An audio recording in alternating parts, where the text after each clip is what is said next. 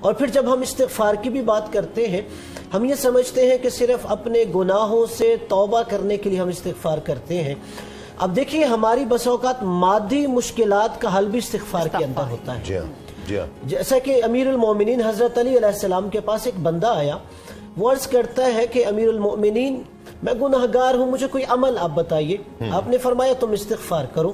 اتنے میں اسی محفل میں ایک اور بندہ آ گیا، اس نے کہا امیر المومنین میرے پاس مال نہیں، میں تنگ دست ہوں، غریب ہوں، مجھے بھی کوئی عمل آپ بتائیے۔ آپ نے فرمایا تم بھی استغفار کرو۔ اتنے میں ایک اور بندہ آ گیا، اس نے کہا امیر المومنین میں صاحب اولاد نہیں ہوں کہ مجھے کوئی عمل دیجئے کہ میری اولاد ہو جائے۔ آپ نے فرمایا استغفار کرو۔ اتنے میں ایک اور شخص آ گیا، اس نے کہا کہ میں نے ایک باغ لگایا تھا اور اس کے بعد ایک باد سموم چلی اور میرا وہ سارا باغ ویران ہو گیا، کہ اب مجھے کوئی عمل دیجئے وہ پھر سے میرا باغ آباد ہو جائے۔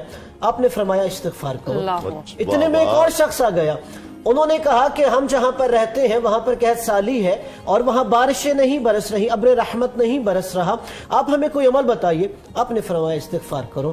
اتنے میں ایک اور گروہ آیا اور اس نے کہا کہ ہم نے ایک نہر نکالی تھی کہ اس کے ذریعے اپنی زمینوں کو آباد کرے، لیکن اب وہاں پر ہماری نہریں جاری نہیں ہو رہی، ہمیں کوئی عمل بتائیے۔ آپ نے انہیں کہا تم بھی استغفار کرو۔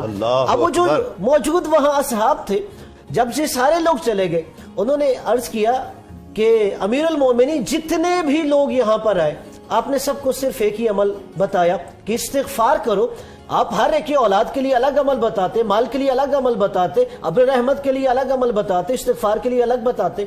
آپ نے فرمایا یہ جو میں نے عمل بتایا ہے یہ خود قرآن مجید میں اللہ تبارک و تعالی نے ہی سکھایا ہے، کہ سورہ نوح کے اندر ارشاد ہوتا ہے استغفروا ربکم انہ کان غفارا یرسل السماء علیکم مدرارا ویمددکم باموال وبنین ویجعل لکم جنات ویجعل لکم انہارا۔ اللہ نے کہا کہ اپنے رب سے استغفار کرو، بے شک وہ بہت زیادہ معاف کرنے والا ہے، اور اگر استغفار کرو گے وہ آسمان سے موسلادھار بارش ابر رحمت تم پہ نازل کرے گا، وہ تمہارے مال کو بھی استغفار سے زیادہ کر دے گا، تمہیں اولاد بھی بکثرت عطا کرے گا، اور اگر استغفار کرو گے اللہ نے کہا اللہ تبارک و تعالی تمہاری نہروں کو بھی جاری کر دے گا اور تمہارے باغات کو بھی آباد کر دے گا۔